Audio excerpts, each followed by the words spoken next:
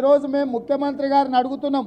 38,000 కోట్ల రూపాయల ప్రాజెక్టు 85,000 కోట్ల రూపాయలకు పెరిగిందంటే మీరు మహారాష్ట్రతో చేసుకున్న ఒప్పందం 152 మీటర్ల బదులు 148 మీటర్లకు తగ్గించడం కాదా? రెండవది, 24 గంటల ముందే మీరు మహారాష్ట్రకి వెళ్ళి గవర్నర్ విద్యాసాగర్ రావు గారి గవర్నర్ రాజ్భవన్లో మీరు విందు సమావేశానికి పాల్గొన్నారు. ఆ రోజు రాత్రి అక్కడనే ఉన్నారు. ఆ రోజు రాత్రి జరిగిన ఒప్పందాలు ఏంటివో, ఆ చీకటి ఒప్పందాలు ఏంటివో తెలంగాణ ప్రజలకు చెప్పాలి. ఆ రోజు జరిగిన విందు సమావేశంలో ఏమి జరిగిందో తెలంగాణ ప్రజలకు చెప్పాలి. మీరు 45,000 కోట్ల రూపాయల అదనపు భారాన్ని తెలంగాణ ప్రజల నెత్తి మీద మోపితే మీరు తెలంగాణ ప్రజల హక్కులను మహారాష్ట్రకు తాకట్టు పెట్టి వస్తే కొన్ని వేల మంది బేగంపేట విమానాశ్రయంలో మీకు అఖండమైన స్వాగతం పలికినరని చెప్పి మీరే చెప్పుకున్నారు. మేము అడుగుతున్నాం, ఏ తెలంగాణ సమాజం మీకు స్వాగతం పలికింది?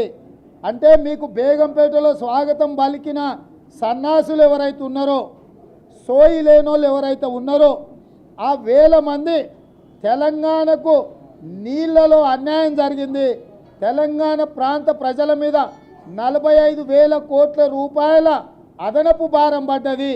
ఇవన్నీ నువ్వు తెలంగాణ ప్రజల మీద నెత్తి మీద రుద్దినందుకు వచ్చినరా, లేదా ఆ ప్రాజెక్టులో పనులు వచ్చిన కాంట్రాక్టర్లు పంపించిన కిరాయి మనుషుల బేగంపేటకు వచ్చిందో తేలాల్సిన అవసరం ఉన్నది.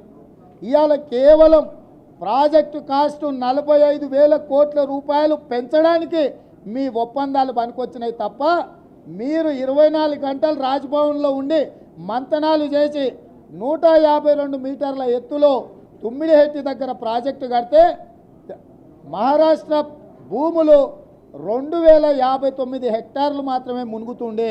అంటే దాదాపుగా 5,000 ఎకరాలు మహారాష్ట్ర పొలాలు మునుగుతాయి. 5,000 ఎకరాలు మహారాష్ట్ర ముంపుకు గురయ్యే ప్రాంతాలను మీరు ఎకరాకు 1 కోటి రూపాయలు ఇచ్చినా కూడా 5,000 కోట్ల రూపాయల నష్టపరిహారం చెల్లిస్తే తెలంగాణకు మేలు జరుగుతుండే. కానీ 5,000 ఎకరాల ముంపు ప్రాంతాన్ని కాపాడడానికి తెలంగాణ ప్రాంతంలో ఉండే ఆంధ్ర కాంట్రాక్టర్లకు 1,000 కోట్లు కట్టబెట్టడానికి ఈరోజు ఈ ప్రాజెక్టు విలువ, ప్రాజెక్టు పనుల విలువ ఈరోజు మీరు 83,000 కోట్లకు పెంచారు. ఈ ఒప్పందాల వెనకాల ఉన్న, ఈ చీకటి ఒప్పందాల వెనకాల ఉన్న ఆ మెగా కాంట్రాక్టర్లు ఎవరో ఈరోజు బయట పెట్టాలి. ఈరోజు ఖచ్చితంగా కేంద్ర ప్రభుత్వ సంస్థ ఆధ్వర్యంలో ఉండే విచారణ సంస్థ విచారణ చేపట్టాలి. మాకు పెద్దలు విద్యాసాగర్ రావు గారి మీద అపారమైన గౌరవం ఉన్నది. రాజ్భవన్ మీద మాకు అపారమైన నమ్మకం ఉన్నది. తెలంగాణ బిడ్డగా మహారాష్ట్ర గవర్నర్గా ఉండి ఈ ప్రాంత ప్రజల హక్కులను 100% కాపాడుతాడని మాకు నమ్మకం, విశ్వాసం ఉండే. కానీ దురదృష్టవశాత్తు 24 గంటలు రాజ్భవన్లో ఉండి మీ ఆధ్వర్యంలో కేసీఆర్ గారు సంతకాలు పెడితే తెలంగాణ ప్రజల హక్కులను చంద్రశేఖరరావు గారు కాల రాసినరు. మీరు ఈ ఒప్పందాలను పరిశీలించినరా లేరా? మీరు తెలంగాణ బిడ్డగా మా హక్కులను కాపాడతారనే నమ్మకం మాకుంటే ఈరోజు మీరు గవర్నర్గా ఆ రాష్ట్ర ముఖ్యమంత్రి ఫడ్నవీస్ గారి హక్కులను కాపాడినట్టుగా ఉన్నది. గతంలో 148 మీటర్ల ఎత్తులోనే ప్రాజెక్టు నిర్మించాలని చెప్పి మహారాష్ట్ర ముఖ్యమంత్రి గారు ఉద్యమాలు చేపట్టినరు. కాంగ్రెస్ హయాంలో కిరణ్ కుమార్ రెడ్డి గారు, పృథ్వీరాజ్ చవాన్ గారు 152 మీటర్ల ఎత్తులో కట్టడానికి ఒప్పందాలు చేసుకుంటే ఆనాటి ఒప్పందాలకు వ్యతిరేకంగా ఈనాటి మహారాష్ట్ర ముఖ్యమంత్రి గారు ధర్నాలు చేయడం జరిగింది. ఈరోజు విద్యాసాగర్ రావు గారు మహారాష్ట్ర ముఖ్యమంత్రి గారి పట్టుదలను గౌరవించను. మహారాష్ట్ర ముఖ్యమంత్రి ఆ ప్రజలకు ఇచ్చిన హామీని అమలు చేసే విధంగా చంద్రశేఖరరావు గారిని మహారాష్ట్రకు పిలిచి గవర్నర్ బంగళాలో విందు ఏర్పాటు చేసి తెలంగాణ ముఖ్యమంత్రి చేత మహారాష్ట్ర ప్రభుత్వానికి అనుకూలంగా మీరు సంతకాలు పెట్టించిండ్రు అన్నట్టుగా ఈరోజు తెలంగాణ సమాజం భావిస్తున్నది.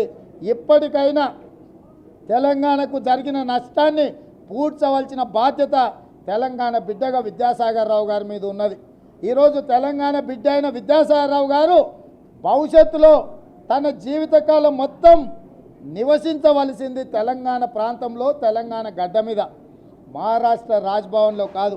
అయితే గీతే 5 ఏళ్ళలో 10 ఏళ్ళలో మీరు అక్కడ గవర్నర్గా ఉండొచ్చు, కానీ మీ శాశ్వత జీవితం తెలంగాణ సమాజం, మీ శాశ్వత జీవితమైన తెలంగాణ రైతాంగ హక్కులు ఈరోజు కాలరాయబడుతున్నాయి.